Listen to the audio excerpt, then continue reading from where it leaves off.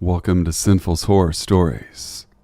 Today's video features truly horrifying missing person stories.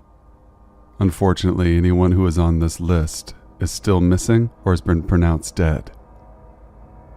Sit back, relax, stay safe, stay sinful.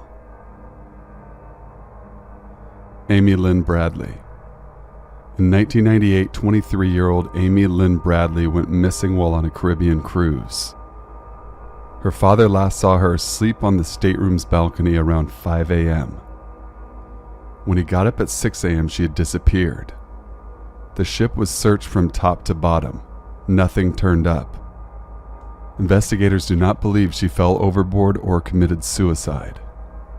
In 1999, a member of the U.S. military came forward to say he had talked with a woman that identified herself as Amy Bradley while he was visiting a brothel. He said she asked for help, but before he could ask questions, she was quickly whisked upstairs. He held on to this information and didn't tell the authorities for several months. By the time he came forward, the police were sent to the location. The brothel was no longer there. In 2005, Amy's parents revealed a photo they received on the Dr. Phil show. It showed a woman that resembled Amy dressed in trashy lingerie posting on a bed. She looked disheveled and possibly drugged. Her parents said they believe Amy might have been kidnapped and forced into sexual slavery. There's a $250,000 reward offered for Amy's safe return. Harold Holt. Harold Holt was the 17th Prime Minister of Australia. Harold was a very experienced swimmer and diver. He was well known for his endurance and athleticism.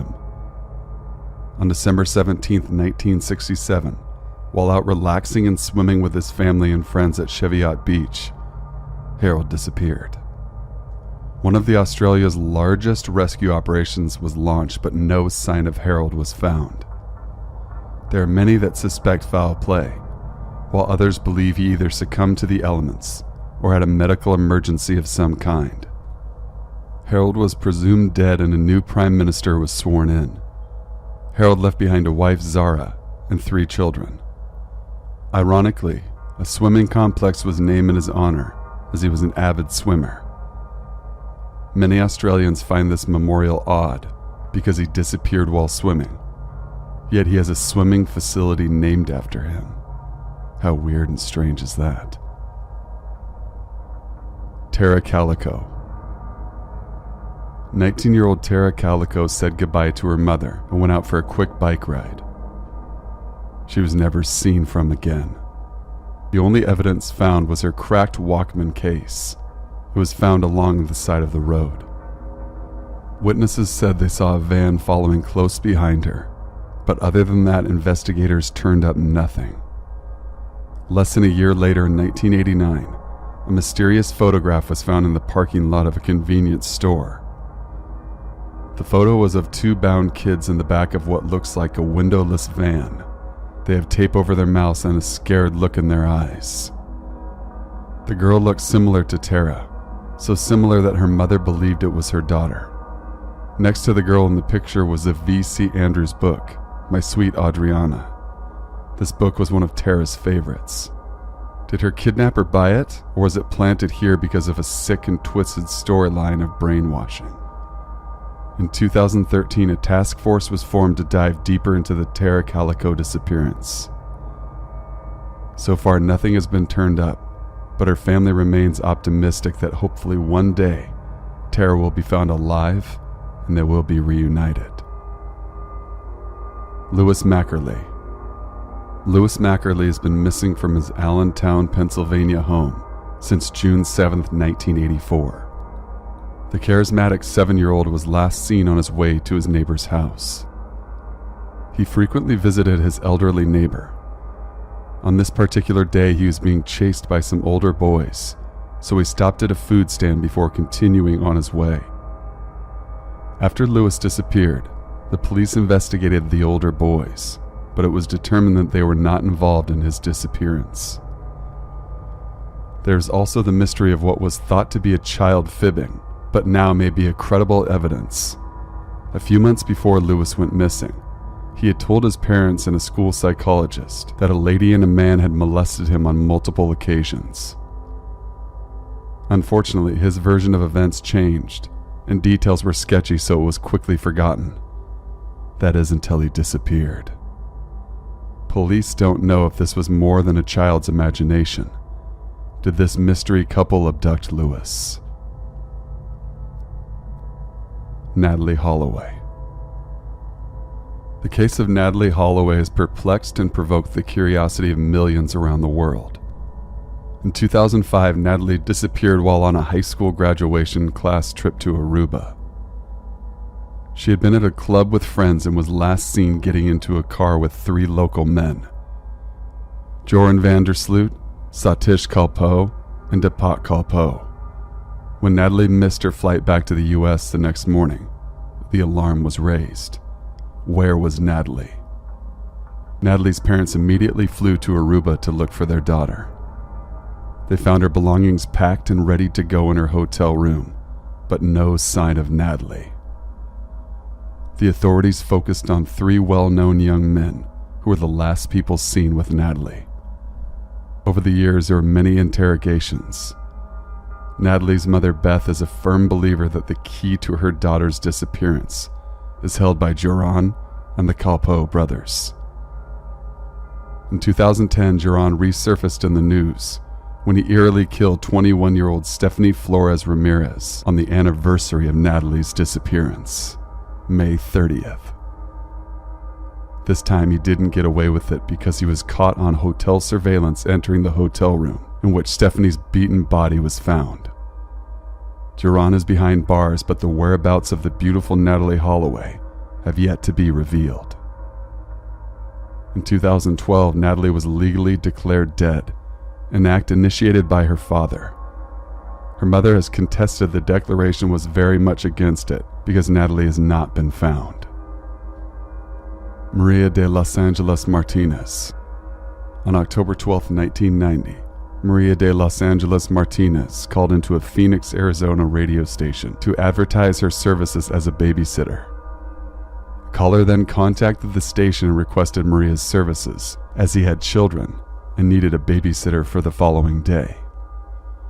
Soon, Maria was picked up outside her home by the unidentified male caller. A few minutes later, Maria's parents received a phone call from Maria requesting they please come and get her. Before she could give them her location, her phone was disconnected. Maria has never been seen or heard from again. Who was the unidentified caller? Where did Maria go? The radio station had no information on the caller's identity. Paula Weldon. It was just another ordinary December day for Paula Weldon when she decided to go for a walk a few miles off campus. She went to hike the long trail in Bennington, Vermont. She had never been on this particular trail, but was an avid outdoors lover. She hitchhiked her way to the start of the trail. Several witnesses reported to see her at various points along the trail. Her college roommate noticed she wasn't in her room that evening, but assumed she was studying late in the library. The following morning, campus administration was notified of her absence. School was canceled for the next few days while students and professors helped in the search efforts for Paula. She didn't bring any other clothing or make any bank withdrawals to suggest she would have run away. Paula's father was a very well-known and wealthy architect that initially fueled speculation that she might have been kidnapped and held for ransom. But as the days passed and no ransom note was presented, that speculation began to fade.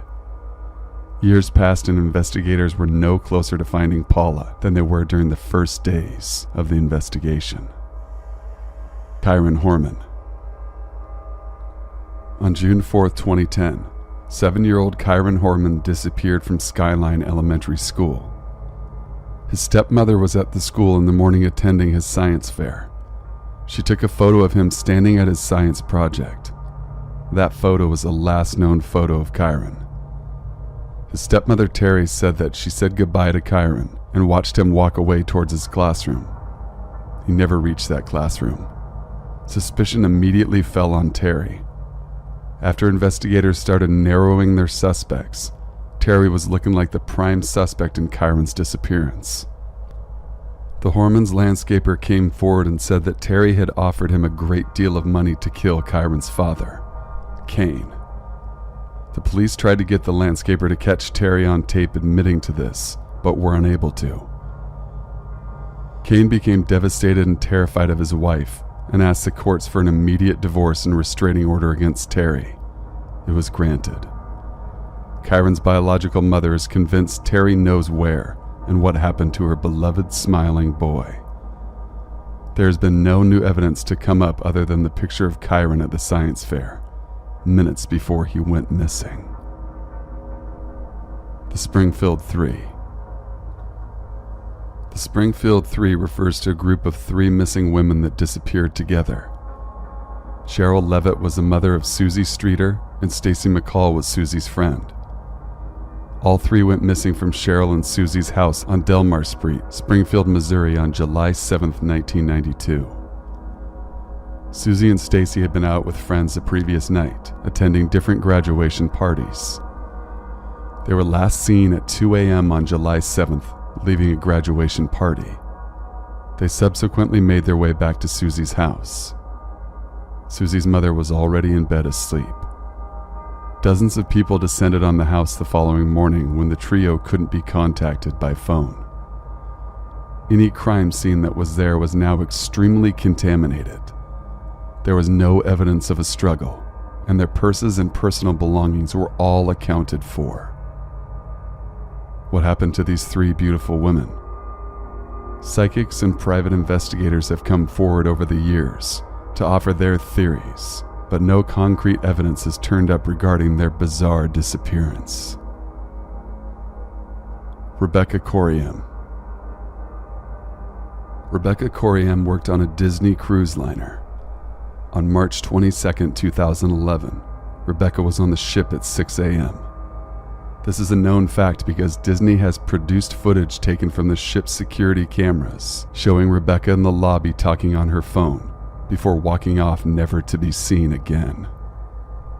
Disney claims they know for sure that Rebecca fell out of the cruise swimming pool and was washed overboard. How do they know this? That is the question because they also claim to not have any security cameras in that area of the ship. There is also the fact that there is a huge 7-foot-tall barrier from the crew swimming to and the wide open ocean. She would have had to scale the wall and knowingly jump to her death, or be washed over by a gigantic 40-foot-tall wave. Neither are very likely.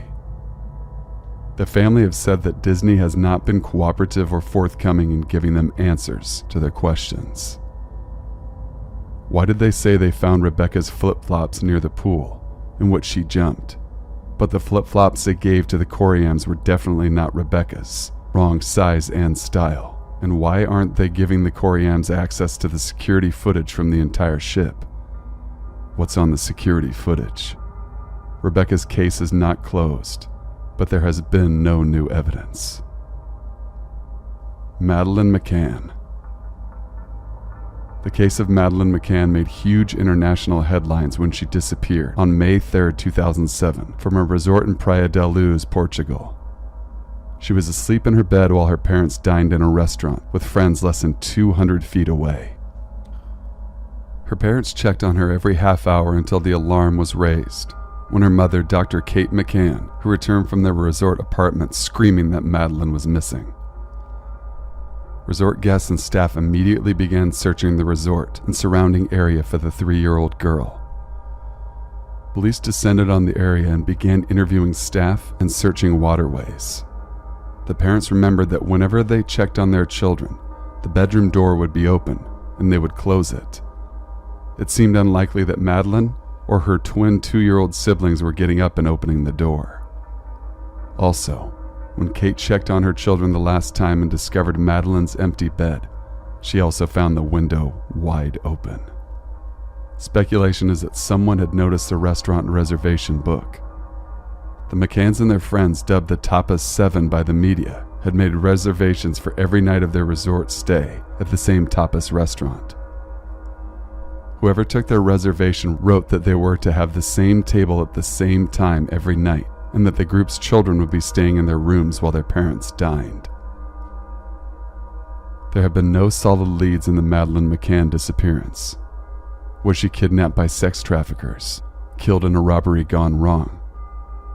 It is almost as if the little girl just disappeared off the face of the earth. The McCanns and their well-to-do friends have been subjected to intense scrutiny for what some believe to be child neglect.